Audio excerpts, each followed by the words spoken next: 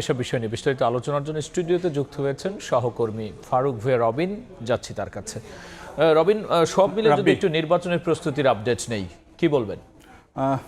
আজকে যদি বলতে চাই যে এখন কিন্তু যে ঘোষিত তফসিল সেই অনুযায়ী এখন অর্থাৎ এই সময়টিতে চলছে যেই মনোনয়নপত্রগুলো যে বাতিল করা হয়েছিল, অর্থাৎ রিটার্নিং কর্মকর্তারা বাতিল করেছিলেন, তার আসলে যে আপিল নিষ্পত্তি হচ্ছে এবং আজকে দ্বিতীয় দিন ছিল। সেই দ্বিতীয় দিনে প্রার্থীতা ফিরে পেয়েছেন ৫৭ জন। এর মধ্যে যদি আলোচিত প্রার্থীদের কথা বলতে যাই, তার মধ্যে নাগরিক ঐক্যের মাহমুদুর রহমান মান্য রয়েছেন এবং অন্যদিকে আজকে ৭ জনের যে প্রার্থীতা তারা আসলে যে আপিল করার পরেও তাদের সেই প্রার্থীতা ফিরে পেলেন না, অর্থাৎ আপিল নিষ্পত্তিতেও কিন্তু তাদের প্রার্থীতা বাতিলই রয়ে গেল। আরেকটি বিষয় যদি আপনাদেরকে জানাতে চাই, আজকে কিন্তু যে ইউরোপীয় ইউনিয়নের যে পর্যবেক্ষক দল তারা গণমাধ্যমের সঙ্গে কথা বলেছেন এবং সেই জায়গায় তারা যে কথাটি বলেছেন যে গণভোট তাদের যে ইখতিয়ারের বাইরে, তারা কেবলমাত্র জাতীয় নির্বাচন পর্যবেক্ষণ করবেন এবং সেই জায়গাতেই কিন্তু যে জনগণের আস্থা ও বিশ্বাস স্থাপন করাটাই কি এই মুহূর্তে বড় চ্যালেঞ্জ বলে মনে করা হচ্ছে এবং সে কথাটাও কিন্তু যে প্রতিনিধি দলটির পক্ষ থেকে বলা হচ্ছে। আরেকটি বিষয় যদি আপনাদেরকে জানাতে চাই যে আজকে কিন্তু যে নির্বাচন কমিশনের সঙ্গে বিভিন্ন আইন শৃঙ্খলা বাহিনীর সদস্যদের বৈঠক হয়েছিল এবং সেখানে কিন্তু যে সশস্ত্র বাহিনীর যে সদস্যরা রয়েছেন তারাও কিন্তু ছিলেন এবং সেই জায়গায় নির্বাচনে যে কোনো ধরনের সহিংসতা ঠেকানোর জন্য বা বিশৃঙ্খল পরিস্থিতি মোকাবেলা করার জন্য যে প্রশাসনের জোরালো ভূমিকা প্রত্যাশা করেছে নির্বাচন কমিশন এবং সে জায়গাতে প্রশাসন যেন এইসব বিষয়ে আরও কঠোর হয় সে নির্দেশনাও কিন্তু যে বৈঠকে দেওয়া হয়েছিল। আরেকটি বিষয় যদি আপনাদেরকে জানাতে চাই যে আজকে কিন্তু যে প্রধান উপদেষ্টাও এবং তার প্রেস সচিব তারাও কিন্তু যে গণমাধ্যমের সঙ্গে কথা বলেছেন এবং সেই জায়গায় তারা বলছেন যে লেভেল প্লেইং ফিল্ড নিশ্চিত করার বিষয়ে সরকার বদ্ধপরিকর এবং সেই জায়গাতে সবার প্রতি আসলে যে সমান দৃষ্টিতেই দেখা হচ্ছে। সরকার কোনো বিশেষ দলকে বিশেষ কোনো ধরনের যে সুবিধা দেওয়া সেটি আসলে দিচ্ছে না, সবাইকে সমানভাবেই এক নজরেই দেখা হচ্ছে বলে সরকারের পক্ষ থেকে আজকে বলা হয়েছে। রবিন, সেক্ষেত্রে এবার তো ভোটের চিত্রটা একটু ভিন্ন হবে, কারণ হচ্ছে সাধারণ ভোট আবার একই সাথে গণভোট। সেক্ষেত্রে এই গণভোটের প্রস্তুতি নিয়েও তো আজকে সরকার কথা বলেছে। হ্যাঁ, আজকে একটি অনুষ্ঠানে সরকারের দুজন উপদেষ্টা তারা কথা বলেছেন। সেখানে যে শিল্প উপদেষ্টা আদিলুর রহমান খান কথা বলেছেন, রেজওয়ানা হাসান কথা বলেছেন। তো তারাও আসলে যে তাদের কথাবার্তায় গণভোট ইস্যু এসেছে, সেখানে গণভোট ইস্যুতে তারা কথাবার্তা বলেছেন। প্রতিবেদনটি দেখে তারপর ফিরছে আলোচনায়। দেখছি প্রতিবেদনটি। নগর উন্নয়ন, পরিবেশ সংরক্ষণ, সামাজিক সেবা ও জনসচেতনতা বৃদ্ধিতে বিশেষ অবদান রাখা ব্যক্তি, প্রতিষ্ঠান ও সংগঠনকে নাগরিক পদক 2025 প্রদান করে ঢাকা উত্তর সিটি কর্পোরেশন। গুলশানের ডিএনসিসি ভবনে 8 ক্যাটাগরিতে 10 জনকে দেওয়া হয় পুরস্কার।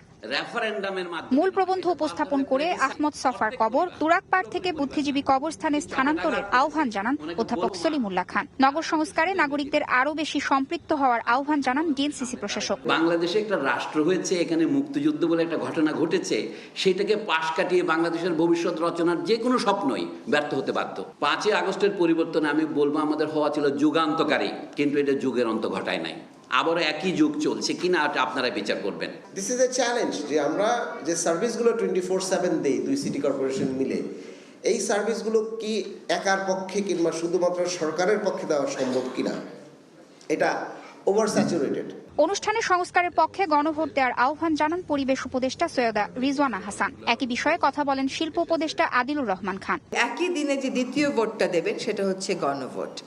এটা হচ্ছে বাংলাদেশের ক্ষমতার যে ভারটা আছে সেই ভারটাকে শাসক গোষ্ঠীর থেকে জনগণের দিকে বাঁক খাওয়ানোর একটা সিদ্ধান্তের সময়। আবারও গুম, বিচার বহির্ভূত হত্যাকাণ্ড, নির্যাতন এবং আয়নাঘরের দিনগুলোতে ফিরে যেতে না চাই আমাদের গণভোটের পক্ষে অবস্থান নিতে হবে, ভোট দিতে হবে। আধিপত্যের কাছে বাংলাদেশ আর মাথা নত করবে না বলেও মন্তব্য করেন দুই উপদেষ্টা। তাসনিয়া নিশাত, মিম, সময় সংবাদ, ঢাকা। রাবি, প্রতিবেদনটি দেখছিলেন নিশ্চয়ই।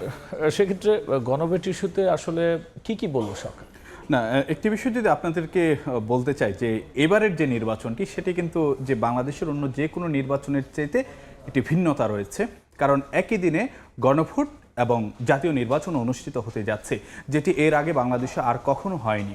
অর্থাৎ একই দিনে গণভোট হওয়া এবং একই দিনে জাতীয় নির্বাচন হওয়া। অতীতে যতগুলো জাতীয় নির্বাচন হয়েছে সেদিন শুধুমাত্র সংসদ নির্বাচনের ভোটই হয়েছে।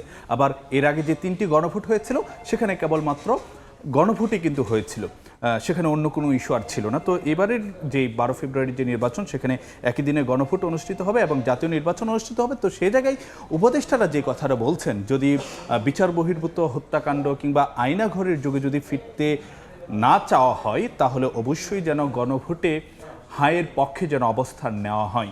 এবং সেখানে তারা বলছেন যে সেই কারণেই আসলে যেন মানে এ ধরনের কোনো অভিজ্ঞতা, অর্থাৎ তিক্ত অভিজ্ঞতার মধ্যে যেন পড়তে না হয়, সেটির জন্য আসলে সে গণভোট এবং সেখানে হায়ের পক্ষে অবস্থান নেওয়ার কথা বলছেন উপদেষ্টা আদিলুর রহমান। এবং অন্যদিকে রেজওয়ানা হাসানও যে কথাটি বলছেন যে সংস্কারের পক্ষে যেন মানুষ ভোট দেয় সেই গণভোটে, কারণ আমরা জানি যে এই হায়ের পক্ষে কিন্তু অনেকগুলো সংস্কার প্রস্তাব যেগুলো আনা হয়েছে সেটির পক্ষে আসলে বিপক্ষে সেই ইস্যুগুলো আসলে রাখা হয়েছে, যে হায়ের পক্ষে মানে সংস্কারের পক্ষে ভোট দেওয়া, নায়ের পক্ষে মানে সরকার যে প্রস্তাবগুলোকে এনেছে সেই সংস্কারগুলোর পক্ষে সে কারণে তারা পক্ষে ভোট দেওয়ার কথা বলেছেন এবং একই সঙ্গে বলেছেন আধিপত্যবাদের কাছে।